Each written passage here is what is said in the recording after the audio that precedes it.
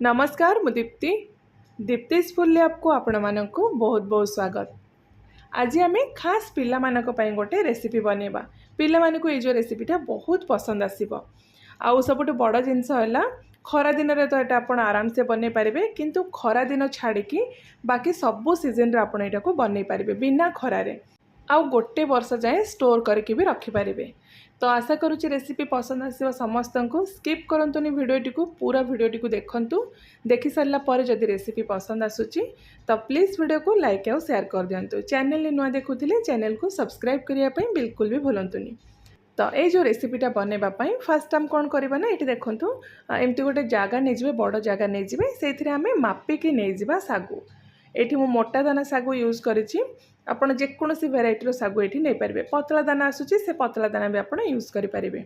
तो गोटे जगार एमती सागुटा को आपण मापिकी नेबे। मु एठी गोटे गिना यूज करिछि, सेथिरे गोटे गिना आमे सागु नहीं जिबा, पानी देकी भल भाबरे गोटे रु दुई थर आमे धोई दबा। अपरिष्कार जिनसटा जहा थिबो सब बाहरी जिवो।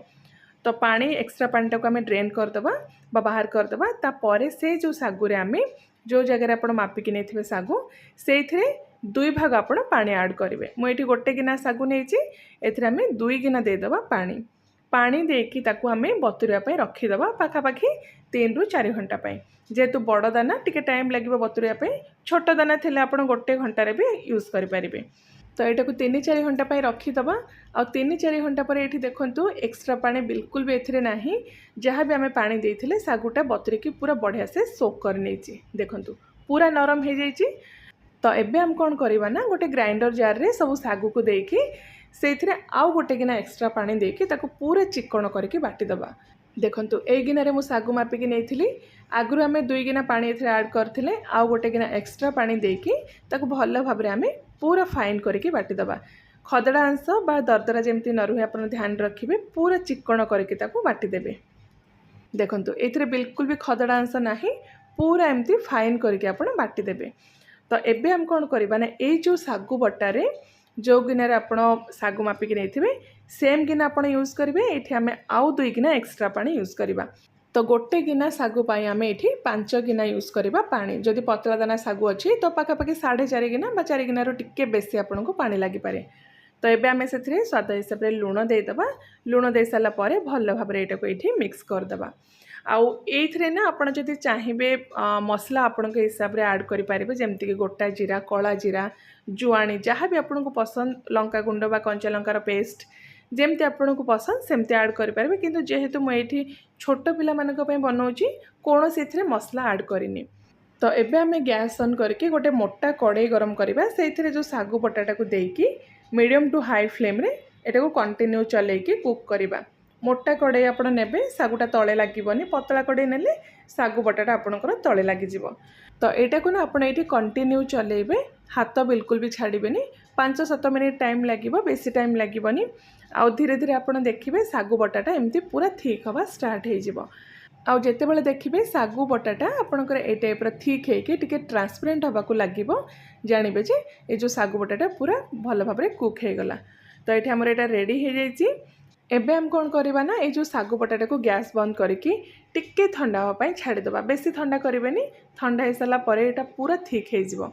तो हल्का जिते बड़े ठंडा हो ना, एमती 3टा जगार आम डिवाइड करदबा। टिके कलरफुल ये आम करवा, जेहेतु पिला मानक पई बनैबा, कलरफुल हेले सेमानक भल लागिबो।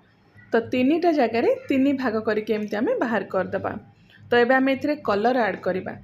जेकोसी कलर बा जो फूड कलरटा आपण पाखे अच्छी आपण एथिरे मिक्स करेंगे। मुझे रेड, येलो और ग्रीन कलर मिक्स करुच्ची। आ ट्राए करेंगे टिके भल क्वालिटीर फूड कलर यूज करने, जेहेतु पिला मानक पई आमे बनाउचे भल क्वालिटीर आपण फूड कलर ये यूज करेंगे।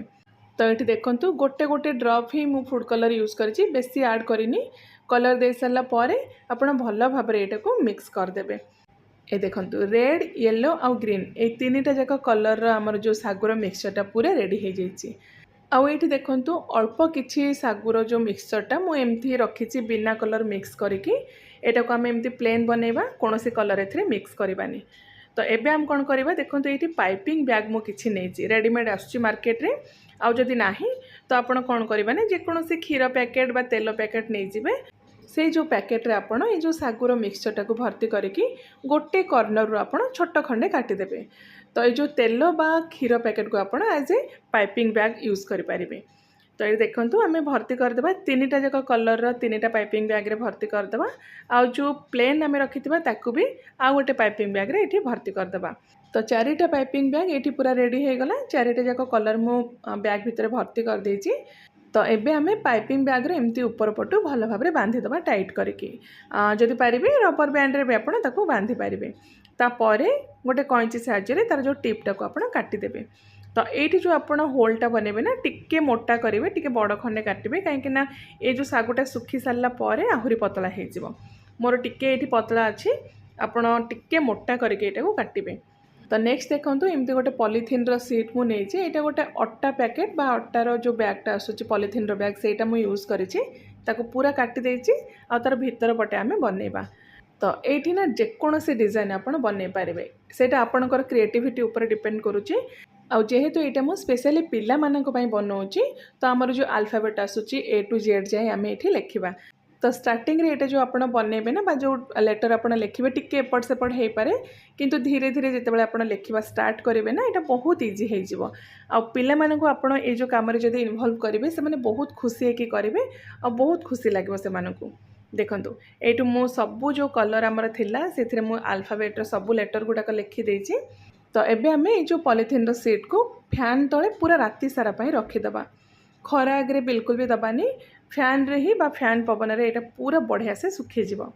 तो ये तार नेक्स्ट डे सकाळे मु आपनको देखौची देखंतु सबु जो अल्फाबेट गुड़ाक तार साइज छोट हो जाइए और पॉलीथिन सीट रू पूरा इजीली बाहर जाइए। देखंतु केते सुंदर और पूरा कलरफुल देखा जाउची।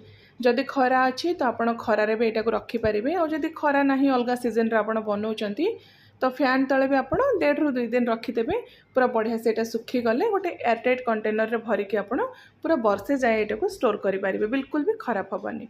तो 2 दिन फैन तले सुखिला पर ये देखूँ गोटे प्लेट को मुझे बाहर करदे यहाँ को आप गोटे एयरटाइट कंटेनर रे भरी पारे। आवाज रू ही आप जापर यहाँ पूरा बढ़िया से सुखी जाइए। तो एबे ये फ्राए हाँपाई पूरा रेडी हो जाइए। फास्ट आप तेलटा को भल भाव में हाई फ्लेम रे गरम करेंगे तापर अल्प अल्प करके फ्राए करेंगे। देखिपे आप केते बढ़िया से फुलुची पिला माने स्पेशली बहुत ही एंजॉय करके खाइबे। तो या ना आप एमती छाणी सारा पर एमती ही खाई पारिबे नहले ऊपर अल्प किसी चाट मसला मिक्स करके भी खाई पारिबे बा आपणकर बा पिला मानकर मन पसंदर जेकोसी फ्लेवर रो मसला मिक्स करके खाई पारिबे बहुत ही बढ़िया लागिबो। पूरा सहज और साधारण रेसिपी यहाँ आराम से आप जेकोसी सीजन रे को बनै पारिबे। आशा करुँची समस्त को पसंद आसथिबो रेसिपीटी। ट्राए करते एमती खरार कौन दरकार पड़ोनी बिना खरारे जेकोसी टाइम आपको इच्छा हो यहाँ बनातु खातु पिला मानकु भी दिंतु केमती लगिला आपणकर मतामत भी मो सहित शेयर करूँ। आउ थे आपण मानक गोटे बहुत ही बढ़िया नुआ रेसिपी नहीं आसबि। Till then take care and bye bye.